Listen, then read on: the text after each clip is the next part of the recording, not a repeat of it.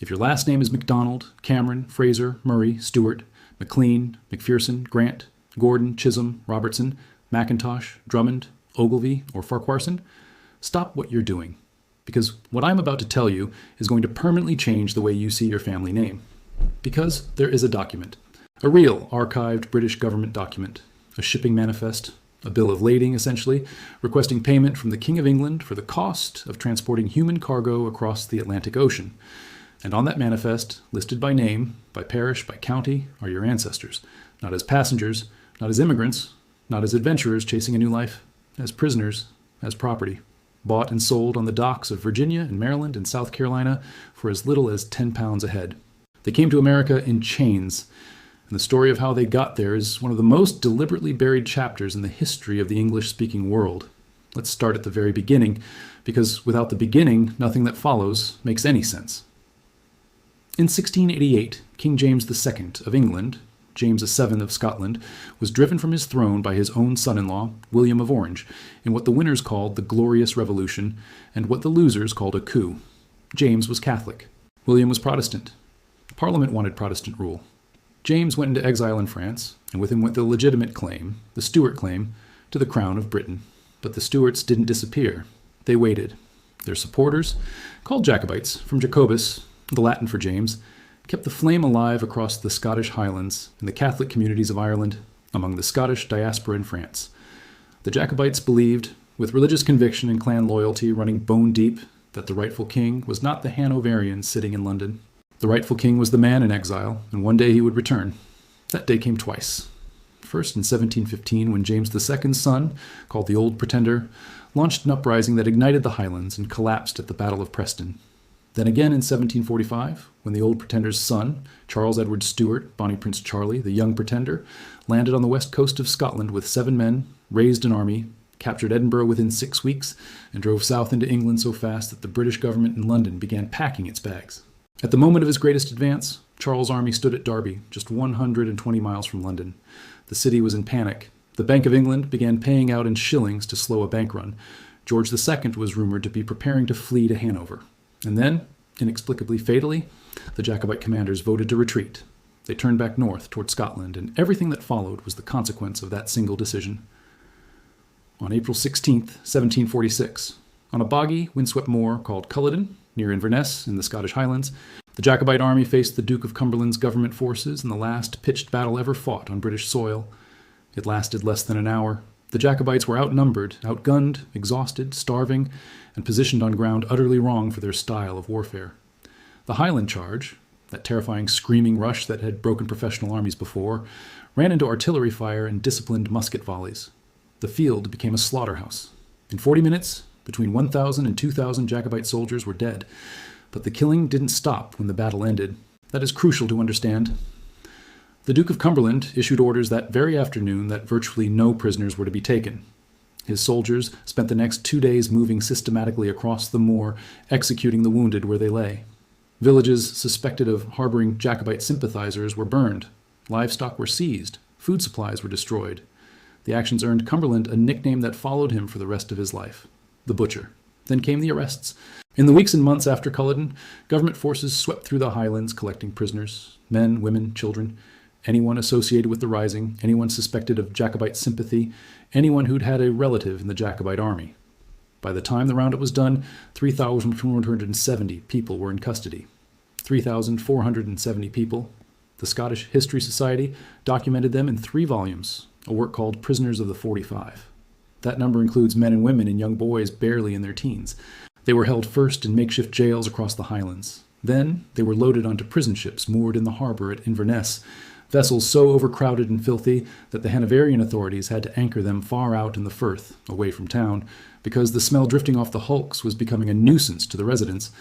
2 of these ships had names that drip with historical irony: the Jean and the Liberty and Property. Prisoners died on those ships before they ever went anywhere. Historical records from those held at Tilbury Fort on the Thames tell us that of 268 prisoners landed there in August 1746, 45 were dead by mid-September, a mortality rate of nearly 17% in less than 5 weeks, from typhus and dysentery and the conditions of confinement. Of the Jacobite prisoners held in the harbor hulks at Inverness, Historical estimates suggest that 70% of those in the worst conditions died before transportation. 70%. The survivors were processed. Out of 3,470 taken, only about 1 in 20 received any kind of formal trial. The rest were disposed of by other means. 116 commoners were publicly executed at Carlisle, York, and Kennington Common. 4 lords were beheaded at Tower Hill. Others were banished, released, or escaped.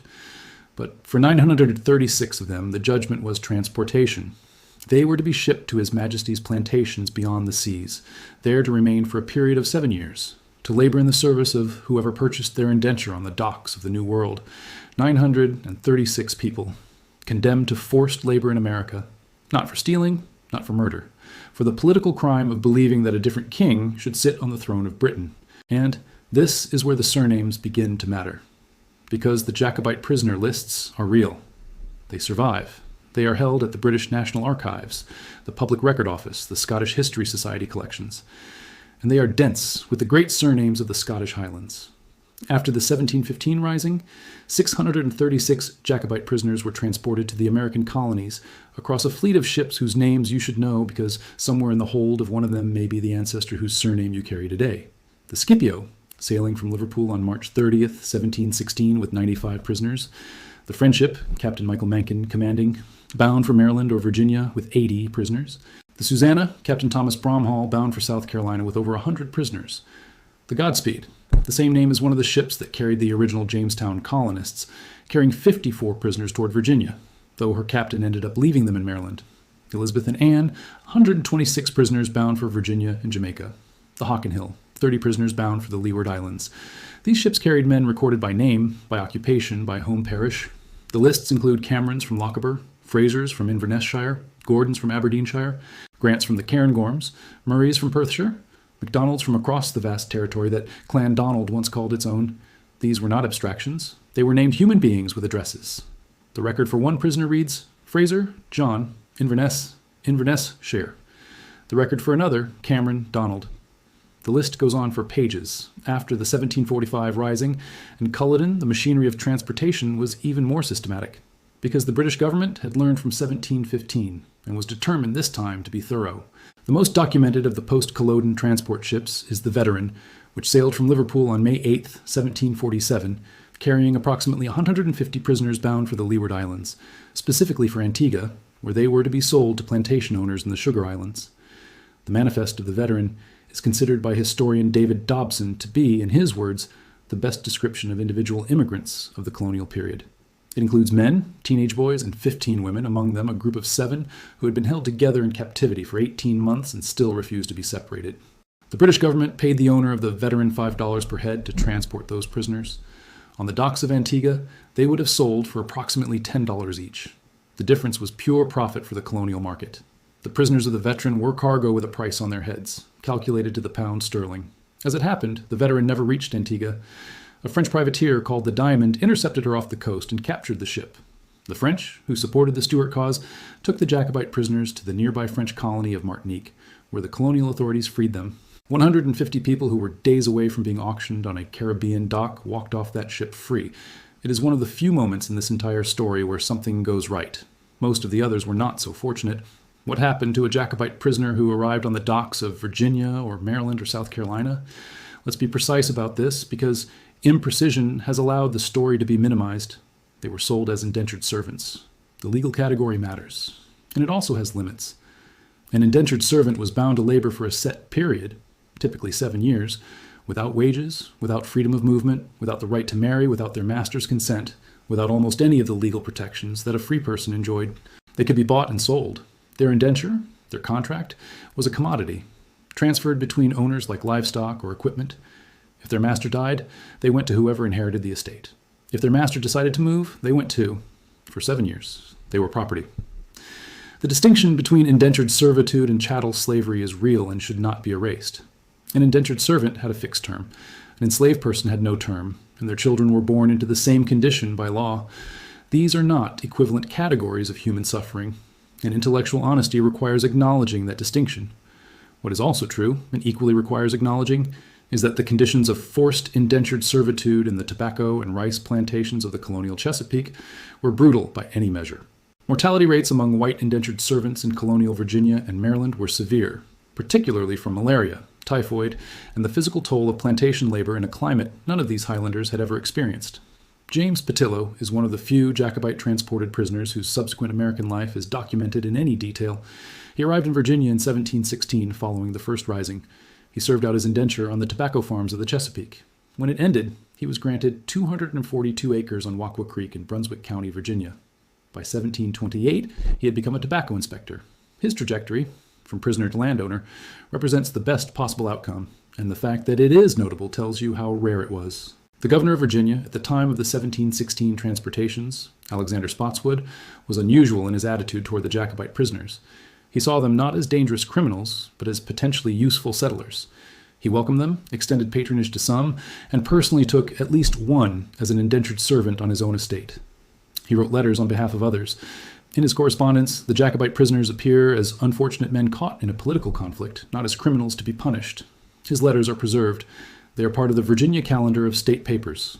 They list names: William Dunn, Adam Chisholm, Robert Copland, John Kennedy, Robert Duncan, Charles Henderson, John Abernethy. These are your ancestors. If you carry these names, these are the men who planted the seeds of your American bloodline in Virginia soil. Under compulsion, in servitude, having been convicted of treason for the political crime of loyalty to a king Britain had decided was illegitimate. Now let's talk about what was happening simultaneously in Scotland, because the transportation of prisoners was only one part of a broader project. The British government, after Culloden, was not simply punishing rebels, it was dismantling an entire civilization. In August 1746, Parliament passed the Act of Prescription. Under this legislation, specifically Article 17th, known as the Dress Act, it became illegal for men and boys in the Scottish Highlands to wear Highland dress, including the kilt, the philibeg, the plaid, and the trews. A first offense meant up to 6 months' imprisonment without bail. A second offense meant transportation to the colonies for 7 years. Let that sit for a moment. The punishment for wearing a kilt was being shipped to America in chains and sold to a plantation owner. The kilt, the physical expression of clan identity, of who you were and where you came from, had been made a criminal garment. The Disarming Acts collected weapons from Highland communities: broadswords, dirks, pistols. The Heritable Jurisdictions Act of 1746 abolished the ancient legal authority of clan chiefs over their people, converting them from patriarchal leaders with power of justice into mere landlords. The estates of Jacobite chiefs were forfeited to the crown. The economic foundation of the Highland clan system, the relationship between chief and clansman land and loyalty, was systematically severed by statute. The cumulative effect of these measures was the destruction of the Highland way of life, not as a side effect, as the stated intention. When English General James Wolfe, who would later die at the Battle of Quebec, was stationed in Scotland after Culloden, he wrote with characteristic bluntness about the Highlanders in his command. He considered them useful soldiers, precisely because they were expendable, and he did not expect them to survive long enough to be a problem. The British government's attitude toward Highland culture after 1746 was not ambivalence. It was extermination by policy. And then, beginning in the 1760s and intensifying through the early 19th century, came the Highland clearances. The clan chiefs who had survived the post-Culloden legislation, now operating as English-style landlords rather than clan fathers, discovered that sheep were more profitable than people.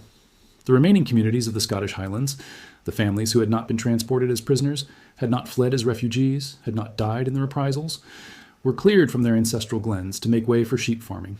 Entire townships were evicted. Families who had lived in the same valleys for centuries were driven to the coast, to the towns, to emigrant ships.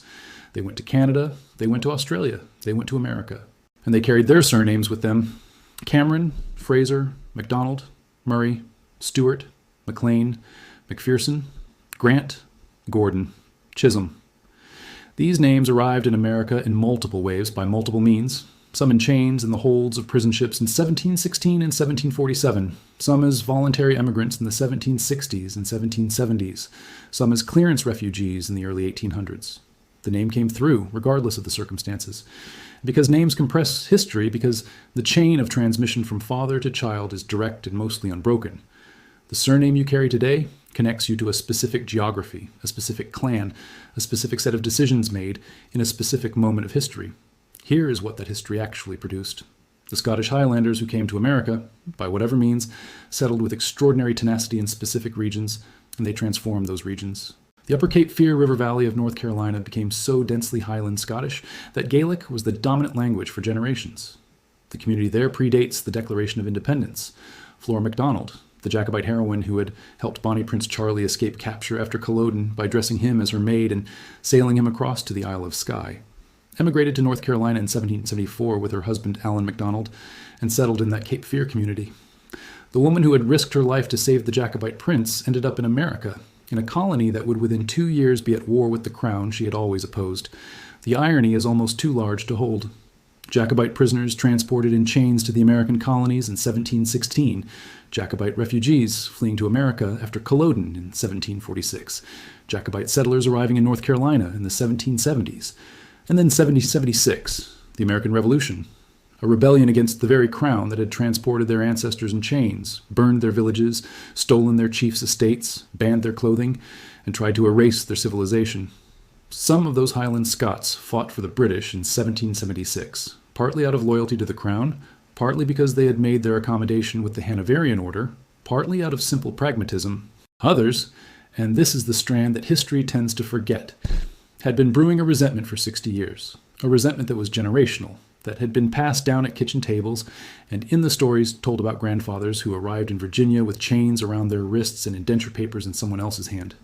For those families, 1776 was not a foreign conflict.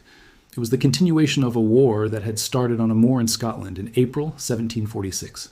Hugh Mercer is a name you should know. He served as a surgeon's assistant in the Jacobite army at Culloden. After the defeat, he spent months as a fugitive in the Highlands before managing to get to America. He fought for the British in the French and Indian War, found his home among the colonists of Virginia, and by the time of the Revolution, he was one of George Washington's most trusted generals. He was killed at the Battle of Princeton in January 1777. His name is on a county in New Jersey, a county in Pennsylvania, a county in Kentucky, a county in Ohio, a county in Missouri, a county in Illinois, a county in North Dakota, and a county in West Virginia. A Jacobite prisoner who fled Scotland with nothing became one of the founding soldiers of the Republic that defeated the empire that had broken his world. The British government tried to erase the Jacobites. It tried to erase not just the political movement, but the surnames themselves, to strip away the clan identity that the names embodied, to replace it with a domesticated, loyal, Protestant, English-speaking Highland population that would never again trouble the Southern Kingdom. The Dress Act, the Disarming Acts, the destruction of heritable jurisdictions, the forfeiture of estates, the transportation of prisoners, all of it aimed at the same target. It failed, not because it was poorly executed. It was executed with thoroughness and brutality. It failed because you cannot erase a name by punishing the people who carry it. You cannot destroy an identity by transporting it in chains. What you actually do when you ship a man across the Atlantic against his will with his name and his memories intact is transplant that identity into new soil, where it grows without the constraints that might have contained it at home. The Frasers, who were loaded onto ships at Inverness Harbor in 1746 and sent across the Atlantic, arrived in America with the Fraser name and everything it meant. The allegiances, the stories, the memory of what had been done to them and why. They had children. Their children had children. And today, Fraser is one of the most recognizable Scottish surnames in North America, scattered across every state, carried by millions of people, most of whom have no idea that somewhere in their direct line there's a man who was classified as cargo by the government of Great Britain and sold to a plantation owner for £10. The MacDonald name, in its variant spellings, MacDonald, MacDonald, MacDonald, is one of the most widely distributed Scottish surnames in the world. And a significant fraction of those who carry it in America are descended from people who came over as Jacobite prisoners, Jacobite refugees, or clearance victims displaced by the aftermath of the very civilization destruction that followed Culloden. The great clan of the Lords of the Isles, the most powerful clan in Scottish history, scattered across a continent, their descendants carrying gas station loyalty cards and coaching Little League and running for school board in towns in Nebraska and Georgia and Oregon, without knowing. Let me tell you about a specific moment that captures what this history feels like when you get close enough to touch it. The warrant that authorized the transportation of the 1716 Jacobite prisoners, the actual bill requesting payment from the king for the cost of shipping human beings across the Atlantic, was misfiled in the British archives. For decades, researchers knew that approximately 10 ships had carried the post-1715 prisoners to America, but they couldn't find a single document listing all 10 ships together. The individual ship manifests existed, scattered across different record groups. But the master warrant, the document that authorized and recorded the whole operation, was in the wrong box. A researcher named Hugh found it. He was going through archival boxes, and there it was, misfiled, overlooked, unread for perhaps 2.5 centuries, a bill submitted to the Crown requesting payment for the transport of political prisoners across the ocean.